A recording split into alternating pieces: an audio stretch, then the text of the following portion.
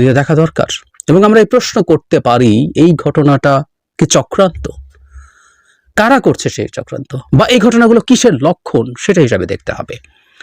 32 নম্বর ভেঙে গুড়িয়ে দেওয়ার মধ্যে এক ধরনের প্রতীকী ব্যাপার আছে, কোনো সন্দেহ নেই। এবং কেউ কেউ আবার এটাও বলার চেষ্টা করেছেন 6 মাস পর আবার এই কাজটা করাটা কেমন দেখায়, কারণ এখন ক্ষমতায় একটা সরকার আছে যেটা শেখ হাসিনাকে যারা বিতাড়িত করেছে, এটা তাদের সরকার, তাদেরকে রিপ্রেজেন্ট করে, যে সরকার অনেক কিছু করতে পারে বা সবকিছুই করতে পারে।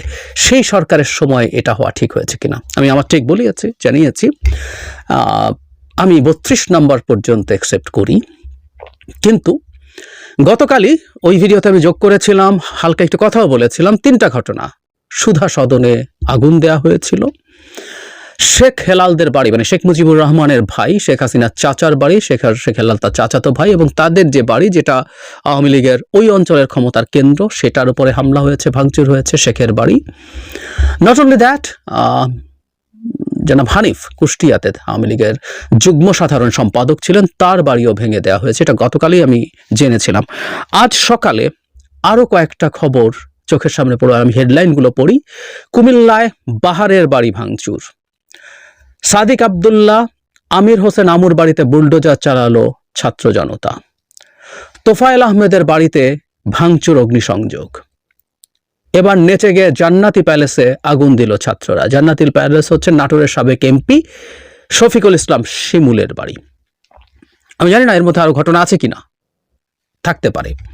মানে দেশে বিভিন্ন জায়গায় আওয়ামী লীগের নেতাদের বাড়িতে ভাঙচুর এবং আগুন জ্বালানো হলো। আমরা 5 অগস্টের পর একটা অবিশ্বাস্য কীর্তি স্থাপন করেছি, এটা সারা পৃথিবীতে ভবিষ্যতেও আমি মনে করি আলোচনা হবে। সেটা হচ্ছে শেখ হাসিনার পতন এবং পালিয়ে যাওয়ার পর শেখ হাসিনা বা তার দলের অন্য লোকরাও রাইটলি তারা অনুমান করেছিলেন কয়েক লাখ না হলো হাজার হাজার মানুষজন হত্যাকাণ্ডের শিকার হবেন, এটা তারা মনে করেছিলেন। কারণ প্রত্যেক পর্যায়ে আওয়ামী লীগের পান্ডারা, ডাকাতরা, আওয়ামী লীগের বর্বররা অকল্পনীয় নৃশংস অত্যাচার চালিয়েছিল প্রতিপক্ষের উপরে, বিশেষ করে বিএনপি এবং কিছু ক্ষেত্রে জামায়াতের উপরে। ফলে তার প্রতিশোধের মুখে তারা পড়বেন। প্রতিষ্ঠান বা বহু বাড়িঘর তো ধ্বংস হবেই, প্রাণে মরে যাবেন বহু মানুষ। কিন্তু 5 আগস্ট এই ঘটনাটা সেই অর্থে তেমন কিছুই হয়নি। ইভেন এই ধরনের পরিস্থিতি যখন দেশে সরকার নেই, পুলিশ নেই, সেই পরিস্থিতিতে দেশে কোনো নৈরাজ্য নেই, কোনো চুরি ডাকাতি কিচ্ছু অলমোস্ট হয়নি। এবং টার্গেটেড 2-1টা আওয়ামী লীগের ওপরে, আওয়ামী লীগের প্রতিষ্ঠানের উপরে হামলা হয়েছে। এই একটা নজির আমরা স্থাপন করেছিলাম। আমি আবারও বলছি, এটা একটা স্টাডির বিষয় হয়ে থাকবে। কিন্তু সেই জায়গা থেকে আমরা বেরিয়ে পড়লাম। আমি জানি কেউ কেউ বলবেন, এবং এই কথা বলার কারণে আমাকে আওয়ামী লীগের দালালও বানিয়ে দিতে পারেন, আমি আরেকটু দালাল বানাতে পারেন, সেই জন্য একটা ক্লুও দেই।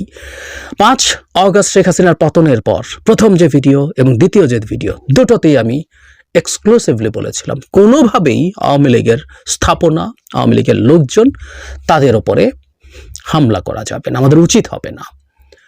আমরা বিচার চাই, শেখ হাসিনা সহ তার সব দোষরদের বিচার চাই, এবং বিচারের মাধ্যমে যা যা হওয়া দরকার সেটাই চাই।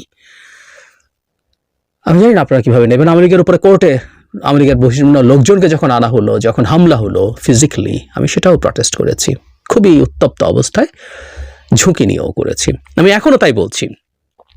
কেউ কেউ বলবেন যে এই বাড়িগুলো আওয়ামী লীগের, যেমন যাদের নাম বললাম একজনও ভালো মানুষ নয়, প্রত্যেকে শেখ হাসিনা, এক একটা ওই এলাকার শেখ হাসিনা, প্রত্যেকজনই বর্বর মানুষ। তোফায়েল আহমেদকে আমি বর্বরই বলছি।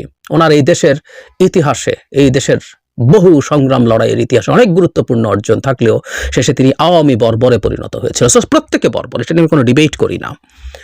কিন্তু তার বাড়ি ভেঙে দেয়, কেউ কেউ বলবেন এই বর্বররাই তো আওয়ামী লীগের ক্ষমতার প্রতীক। সমস্যাটা কোথায় দাঁড়ায় তাহলে?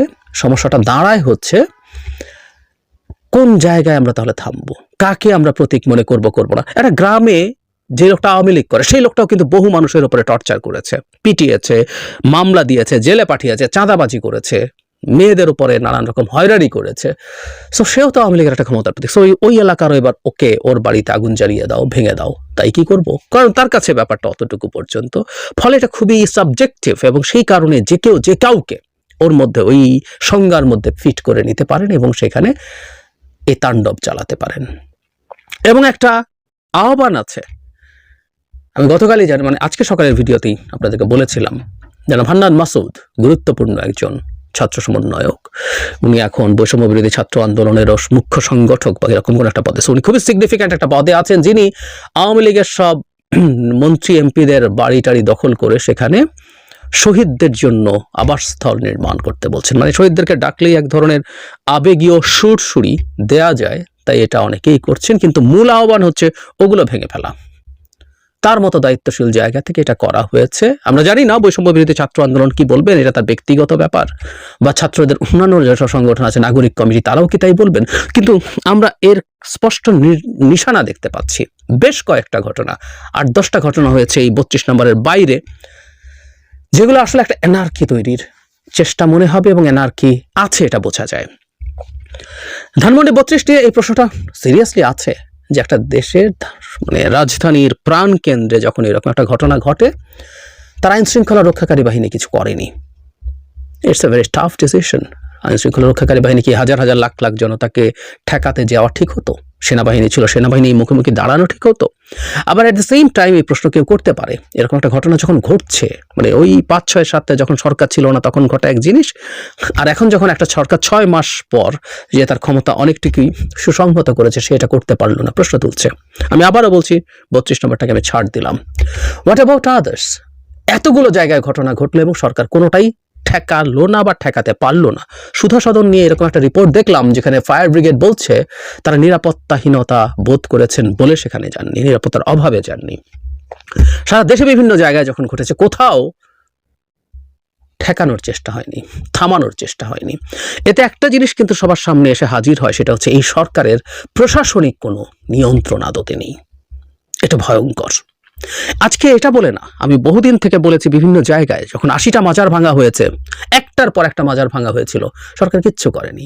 শেষ পর্যন্ত এই সংখ্যা 80, 81, 82টাতে চলে গেছে, কারণ সরকারের স্টেপ নিতে পারেনি। ফলে দুটো ন্যারেটিভ দাঁড়ায়, এই সরকারের অ্যাডমিনিস্ট্রেটিভ ক্যাপাবিলিটি নাই, সো এটা কিসের সরকার, ও ক্ষমতায় থাকবে কেন?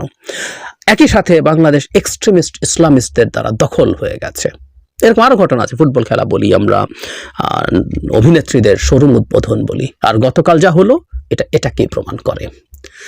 তাহলে আমরা কিসের লক্ষণ, কিসের উদ্দেশ্য, কিসের ষড়যন্ত্র যদি বলি, এই সরকারকে অক্ষম দেখানোর একটা মানে চর্চা বা সুনির্দিষ্ট পরিকল্পনার পার্ট বলে এখন আমরা এটাকে পড়তে চাই। অন্তত এই সন্দেহটা আমরা জারি রাখবো। এই সরকার যদি অক্ষম হয়ে ওঠে, এই সরকার যদি আর পেরে না ওঠে, তাহলে এই সরকারকে দ্রুত একটা নির্বাচন দিতে হবে, অথবা অথবাটাই বেশি ভয়ঙ্কর, একটা নির্বাচন হয়ে জনগণের প্রতিনিধির হাতে যদি ক্ষমতা যায়, এটা এক ধরনের মন্দের ভালো। এই সরকার কিছু সংস্কার করতে চেয়েছে, কিছু কিছু জায়গায় কিছু পরিবর্তন সবাইকে নিয়ে করতে পারলে ভালো হতো, তাও সেটা মন্দের ভালো। কিন্তু অন্য কোনো ফিসফিস বা আলাপ শোনা যায়, আবার একটা 1-11 মতো পরিস্থিতি, অথবা কোনো না কোনো ফর্মে সো কল্ড বিপ্লবী সরকার টরকার একটা বানিয়ে রাষ্ট্রের ক্ষমতা দখল করার জন্য বসে আছে কিছু মানুষজন, সেটা হতে পারে। এবং সেটার জন্য একটা প্রিরিকুইজিট হচ্ছে এই সরকার পারছে না, এই সরকারে হ্যাডাম নেই। একটা সরকারে কিন্তু হ্যাডাম থাকতে হয়, নাহলে সে সরকার হয় না। একেবারে হ্যাডামলেস একটা সরকার যখন ক্ষমতায় থাকবে, জনগণই ক্ষুব্ধ হয়ে যাবে, ক্ষুব্ধ হয়ে যায়, এটাই নিয়ম। তখন জনগণই ইভেন কাউকে না কাউকে ডাকবে, আসো তোমরা ক্ষমতা নিয়ে নাও। এই পরিস্থিতি এবং প্রেক্ষাপট তৈরির চেষ্টা হচ্ছে বলে মনে করি। সুতরাং আমরা যে যে জায়গায় আছি, আমাদের আশপাশে, আমরা এই সরকার কিছু করবে বলে মনে হয় না। সো রাজনৈতিক দল এবং ওই 5 তারিখের পর যেভাবে বিএনপি সহ জামায়াত সহ রাজনৈতিক দলগুলো যেভাবে মাঠে দাঁড়িয়ে এই জিনিসগুলো ঠেকানোর চেষ্টা করেছে, সেই চেষ্টা তাদের দিক থেকে করা দরকার। সেটা যাতে কোনোভাবেই মুখোমুখি পরিস্থিতি তৈরি না হয়ে করা যায়, এবং আমরাও যেন এই খেলাটা একটু বুঝতে পারি। এই সরকার নিয়ে আমাদের অভিযোগ আছে, এই সরকারের কে উপদেষ্টা হবে, কারা হবে, কেন হবে, কে হয় নাই, নানান অভিযোগ আছে, নানান অপ্রাপ্তি আছে, আমাদের অনেকেরই অসন্তোষ আছে, যৌক্তিক অনেক ক্ষেত্রে। কিন্তু এই সরকারটাকে আমরা ওন করতে হবে, এবং এই সরকারকে এমন কিছু করা উচিত হবে না যাতে এই সরকারটা খুব দ্রুত কোনো ষড়যন্ত্রের শিকার হয়ে ষড়যন্ত্রমূলকভাবে কারো হাতে ক্ষমতা দিয়ে দিতে বাধ্য হয়। এই পরিস্থিতি যেন না হয়। সরকার কিছু সংস্কারের আলাপ করবে, রাজনৈতিক দলের সাথে কথা বলবে, 1-1.5 বছরের মধ্যে একটা নির্বাচন হবে, যে টাইমলাইন আছে এই টাইমলাইনটা ফলো করাই আমাদের জন্য ভালো হবে। এর আগে কোনো কিছু ঘটা খুব ভয়ঙ্কর। সুতরাং আমরা যেন এই জিনিসগুলোতে হাততালি দিয়ে আমরা উস্কে না দেই। আমাদের মধ্যে বেসিক ইনস্টিংক্ট প্রতিশোধ পরায়ণতা আছে। আমাদের উপর যে বিভৎস অন্যায় অত্যাচার আওয়ামী লীগ, শেখ হাসিনা এবং তার বিভিন্ন প্রতিনিধিরা, প্রত্যেকে এক একজন এলাকার শেখ হাসিনা, আমরা জানি প্রত্যেকে একই সমান বর্বর, জাস্ট এক একজনের ক্ষমতার চৌহদ্দিটা ভিন্ন। একজনের পুরো দেশে, কারো হয়তো একটা উপজেলায়, কারো হয়তো একটা জেলায়, কারো হয়তো একটা গ্রামে, কারো একটা ইউনিয়নে। প্রত্যেকে এক একজন শেখ হাসিনা, প্রত্যেকে এক একজন বর্বর অসভ্য, কোনো সন্দেহ নাই। কিন্তু তারপরও আমাদের বৃহত্তর দেশের বৃহত্তর স্বার্থে, আমাদের গণতান্ত্রিক উত্তরণের জন্য আমাদের খুব সতর্ক হতে হবে। এই মুহূর্তে এই ধরনের পদক্ষেপ বন্ধ করতে হবে। এবং আমি বৈষম্য বিরোধী ছাত্র আন্দোলনের পক্ষ থেকে জনাব হান্নান মাসুদ যে আহ্বান জানিয়েছেন, উনি এখন আর যে কেউ নন, উনি যে আহ্বান জানিয়েছেন এই ব্যাপারে তাদের ক্লারিফিকেশন দেওয়া দরকার বলে আমি মনে করি।